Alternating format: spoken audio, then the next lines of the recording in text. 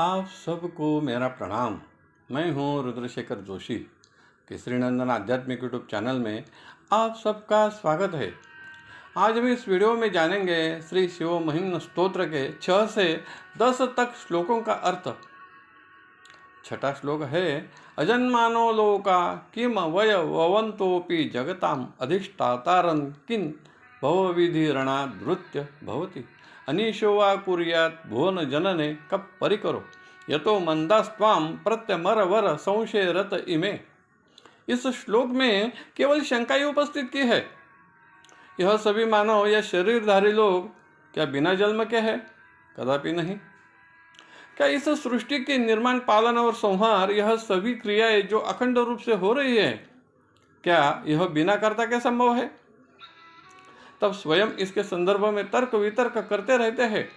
यह सभी करने के लिए तो एक ईश्वर ही समर्थ है, ऐसा भी कहते हैं।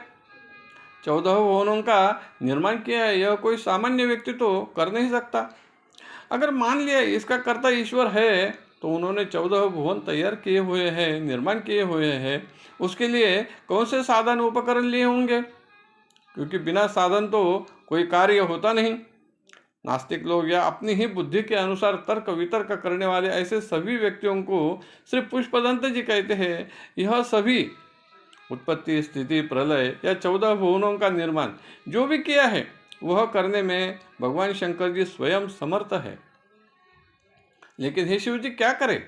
यह लोग तो आपके किए कार्य पर ही शंकाएं उपस्थित करते हैं।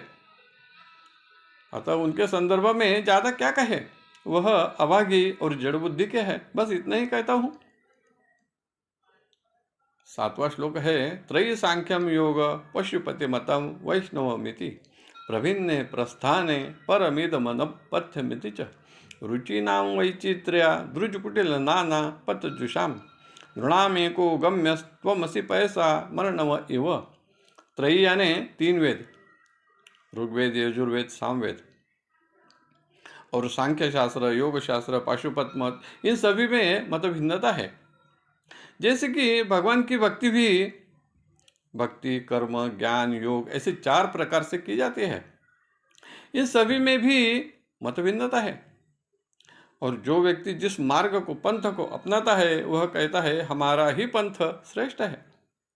भगवान की भक्ति किसी भी मार्ग से की जा सकती है, उसके लिए भक्तों को कोई बंधन नहीं है।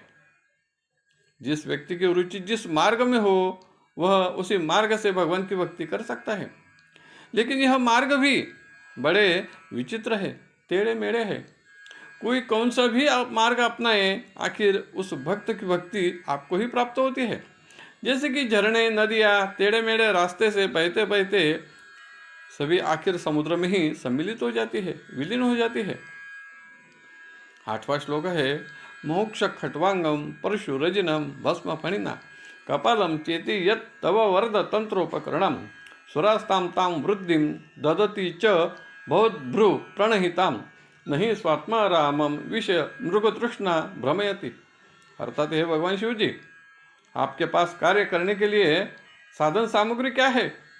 आपका वाहन वृषभ या बैल है, वह भी बूढ़ा है।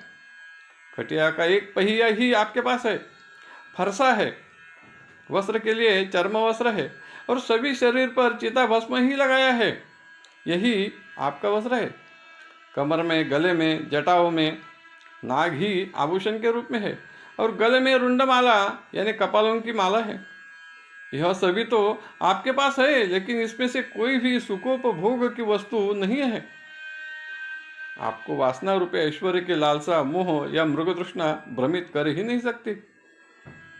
9वां श्लोक है, ध्रुवम कश्चित सर्वम सकलम अपरस्व ध्रुवमिदम परो द्रव्या द्रव्ये जगति गदति व्यस्त विषय समस्ते पेतस्मिन् पुरमथन तैर्विस्मितेव स्तोन्यर्हेमित्वाम न खलो ननु दृष्टा मुखरता। हे भगवान शिव जी, आप तीनों पुरों को नष्ट करने वाले हैं, इसलिए आपको पुरमथन, त्रिपुरारी ऐसा भी कहते हैं। सृष्टि में इस जगत को कोई नित्य मानता है तो कोई अनित्य मानता है। कोई लोग इस सृष्टि के जो पदार्थ है उन्हें नित्य मानते हैं तो कोई अनित्य मानते हैं। अपने जीवन में इसी तरह व्यर्थ की वाचालता करते रहते हैं। इससे तो कभी कभी मैं भी भ्रमित हो जाता हूँ, लेकिन फिर भी जब भी आपका गुणगान करता हूँ तो यह भ्रमित करने वाले तर्क वितर्क से परे होकर शांत मन से और दृढ़ श्रद्धा से आपकी भक्ति करता हूँ। 10वां श्लोक है, तवैश्वर्यं यत्नात् यदु परिविरिंचिर हरिरधा परिच्छेतुं याता वनल मनल स्कंद वपुषा ततो भक्ति श्रद्धा भर गुरु गृणभ्याम गिरिशयत स्वयं तस्तेताभ्याम तव किमनु वृत्तीर्ण फलते। इस श्लोक में एक बड़ी कथा सम्मिलित है जो सविस्तर रूप से श्री शिव पुराण में वर्णित है। उसका संक्षेप इस श्लोक में है। एक बार ब्रह्मदेव और भगवान विष्णु में युद्ध हुआ। दोनों कहते थे मैं ही श्रेष्ठ हूँ। तब भगवान शिव जी उनके बीच तेजोमय स्तंभ के रूप में प्रकट हो गए। उसका आर और पार जानने के लिए यह दोनों चले गए, ब्रह्मदेव ऊपर की ओर और भगवान विष्णु जी पाताल में। लेकिन दोनों ही आपका आर या पार जानने में असमर्थ रहे। तब उन्होंने आपकी स्तुति की तो आप प्रसन्न हुए और वरदान दिया। उनके मन का भ्रम समाप्त हो गया। उन्होंने जान लिया आप ही श्रेष्ठ है। लेकिन जो भी हो, जैसे भी हो, जो भी आपकी भक्ति भक्त करता है, किसी भी तरह से करता है, तो उसका फल आप उन्हें प्रदान करते ही है। यही आपकी श्रेष्ठता है। ऐसे गंधर्वराज पुष्पदंत इस स्तोत्र में भगवान शिवजी से कह रहे हैं। यहाँ तक 10 श्लोकों का अर्थ पूरा हुआ। अगर यह वीडियो आपको पसंद आया तो ज़रूर लाइक करें, शेयर करें और वीडियो के नीचे सब्सक्राइब शब्द पर जरूर क्लिक करें। धन्यवाद। नमस्कार। जय केसरी नंदन।